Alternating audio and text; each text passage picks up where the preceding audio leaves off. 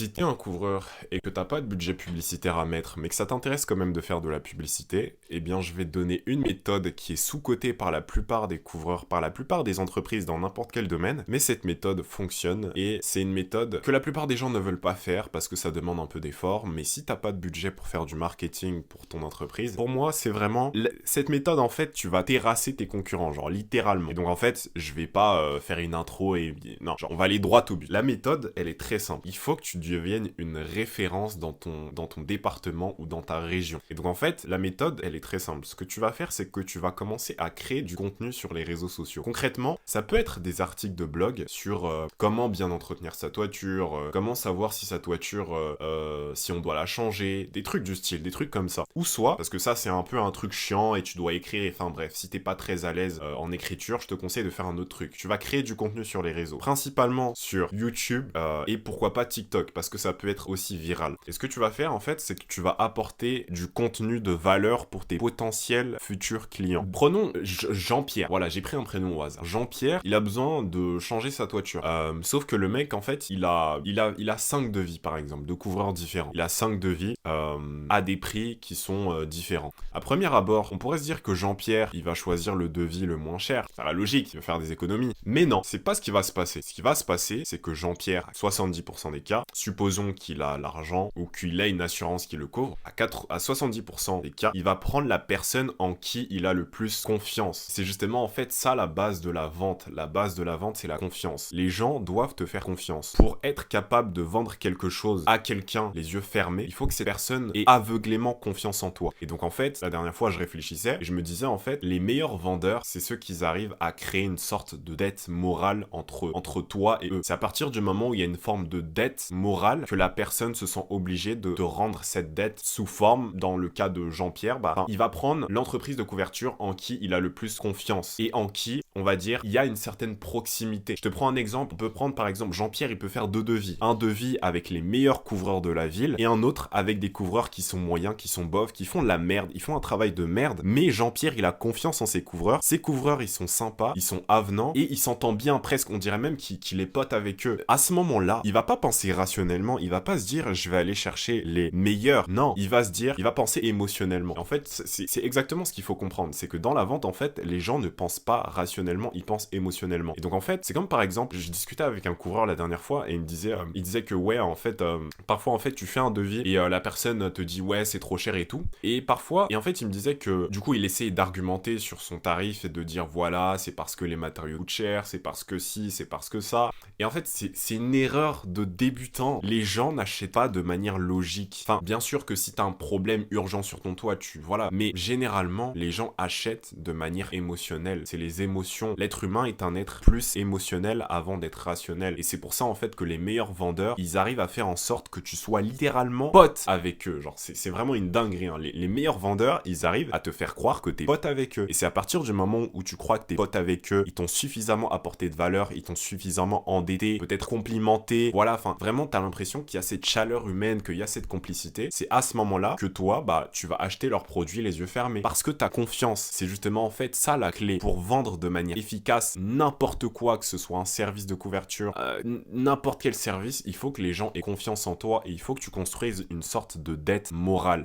Et donc, ce que tu vas faire, c'est que tu vas créer du contenu, mais pas un contenu où qui va être pour toi, non, pas un contenu pour toi, mais pour cibler tes potentiels clients qui ont une maison, une toiture et qui ont peut-être besoin de tes services. Et donc en fait, ce que tu vas faire, c'est que tu vas leur apporter de la valeur dans tes vidéos. Tu vas faire des vidéos du style, voilà, comment savoir quand changer sa toiture, que faire lorsqu'on a une fuite de toiture et que voilà, peut-être qu'on n'a pas les moyens d'appeler un couvreur, comment, je sais pas, entretenir sa toiture. Enfin, tu vas faire des vidéos, tu vas apporter de la valeur sur ton expertise. Et les gens qui vont regarder ces vidéos, ils vont pas regarder cette vidéo pour devenir couvreur, ils s'en foutent. En fait, tu fais ces vidéos pour construire une dette morale. C'est-à-dire que moi, disons que je suis un particulier, j'ai une maison, je vois un couvreur qui fait des vidéos sur comment bien entretenir sa toiture, comment savoir si sa toiture est à changer, quels sont les meilleurs produits pour nettoyer sa toiture, enfin voilà, des vidéos comme ça. Et ben en fait, au fur et à mesure que je vais regarder les vidéos, je vais les regarder,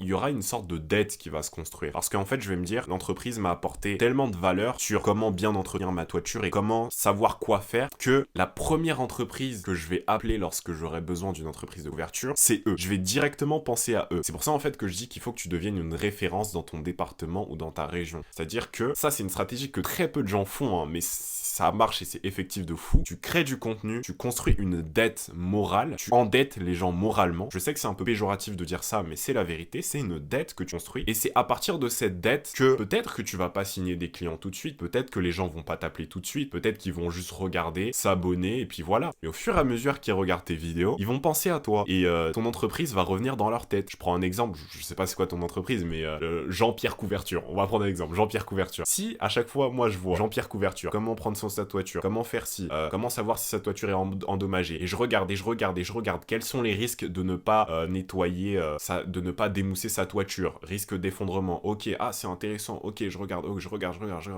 Dès que j'ai besoin d'une entreprise de couverture, la première entreprise à laquelle je vais penser, c'est Jean-Pierre Couverture. Bien sûr, parce que j'étais tellement habitué à regarder son contenu qu'il m'a endetté moralement et je me sens obligé de lui rendre cette dette. Et c'est exactement ce que tu dois faire avec tes prospects. Tu dois les endetter moralement. Tu dois apporter tellement de valeur à tes prospects que dans leur tête, ils se disent genre, je suis obligé de faire appel à cette entreprise. Les autres, je les connais pas. Et c'est justement ça, en fait, le plus important. Peu importe le prix, le plus important, c'est que les gens te fassent confiance. La vérité, c'est que les gens s'en foutent du prix en vrai de vrai. À part si vraiment ils ont pas les moyens. Ça, c'est un autre problème. Mais la plupart, ils ont les moyens. Ou soit ils ont, je sais pas, ils ont pris des assurances qui couvrent tout. Et même s'ils payent de leur propre poche, il y en a, ils ont les moyens. Mais quand ils font les difficiles en mode c'est un peu trop cher, hein. Non, c'est juste qu'ils ont pas assez confiance en toi. Et c'est cette confiance que tu dois construire au travers d'une sorte d'endettement moral. Et cet endettement moral, tu le construis en leur apportant énormément de valeur. Que lorsque ils font appel à tes services, ils s'en foutent du prix, ils se disent lui je le fais confiance, je le connais, genre il m'a apporté tellement de valeur, j'ai regardé tellement de vidéos sur sa chaîne que je m'en fous du prix. De toute façon ils vont faire un bon boulot, je regarde leurs vidéos, je sais ce qu'ils font, allez c'est bon, genre je signe le devis et c'est bon. C'est exactement ça. En fait, tu construis une dette, morale. Et pour moi, c'est la technique qui foudroie n'importe quelle technique, ça met un peu de temps à mettre en place, crée de la valeur, crée du contenu sur ton expertise, sur YouTube, et t'apporte énormément de valeur. Que ce soit sur YouTube et aussi sur TikTok, voire même peut-être sur Facebook aussi. Je pense que tu peux aller cibler plusieurs plateformes, mais c'est la technique qui marche pour sûr. Mais moi, je te conseille, commence par YouTube et deviens une référence YouTube, Facebook et pourquoi pas TikTok. Mais YouTube, Facebook, tu fais ça, tu deviens une référence dans ton département. Sur YouTube, tu peux mettre le lieu éventuellement où tu es situé. Il y a une possibilité de faire ça sur YouTube lorsque tu postes une vidéo, de mettre le lieu dans lequel t'es ou le département. Et même chose, je crois, sur Facebook. Et tu peux même aller dans des groupes de particuliers qui peut-être ont des problèmes avec leur maison ou qui peut-être, je sais pas, il y a plein de groupes sur Facebook qui existent en rapport avec l'habitat et il y a plein de particuliers qui peut-être ont des questions et tu peux leur dire, voilà, j'ai fait une chaîne YouTube où j'apporte énormément de valeur pour les gens qui veulent garder une maison et une couverture surtout en bon état. Et ces gens-là, ils vont regarder, peut-être qu'ils vont s'abonner, te suivre et au fur et à mesure, tu leur apportes de la valeur et tu endettes des gens moralement. L'avantage avec ça, c'est que t'es pas obligé en fait à chaque fois de toquer à la porte et soit de te prendre un oui ou un non. Parce que en fait quand tu prospectes des gens, c'est genre t'arrives vers les gens, si la personne est intéressée, tant mieux, t'as de la chance. Et si elle est pas intéressée, bah c'est fini. Tu vois, la relation se stoppe, c'est un peu une relation binaire, c'est un peu oui ou non. Alors que l'avantage c'est que lorsque tu crées du contenu, t'apportes énormément de valeur sur ton expertise. L'avantage c'est que si la personne dit je suis pas intéressé pour le moment, tu lui dis bah c'est pas grave, j'ai créé une plateforme où je crée des vidéos, où je vous apporte de la valeur sur comment prendre soin de votre couverture. Si t'es un autre artisan dans un autre domaine de votre habitat, voilà, comment prendre soin, et je vous donne ça gratuitement, et vous pouvez regarder les vidéos, et si ça se trouve, la personne, elle va regarder, et peut-être qu'elle va te rappeler, peut-être au bout de 3-4 mois, mais au bout de ces 3-4 mois, il y a eu un processus d'endettement moral. La personne a regardé tes vidéos, elle s'est habituée à ta personnalité, au nom de ton entreprise, elle a vu et revu ton logo, le logo de ton entreprise, donc elle est habituée, et à un moment donné, dès qu'elle a besoin, la première entreprise à laquelle elle va penser, c'est la tienne. Et ça, justement, c'est parce que t'as réussi à endetter la personne moralement. Et le maître mot, pour moi, c'est la dette. C'est ça en fait, tu dois endetter les gens. C'est un peu, je sais que c'est un peu péjoratif ce que je dis, mais en fait pas du tout, genre c'est comme ça que ça fonctionne. Tu dois endetter les gens et ils voudront te rendre cette dette automatiquement.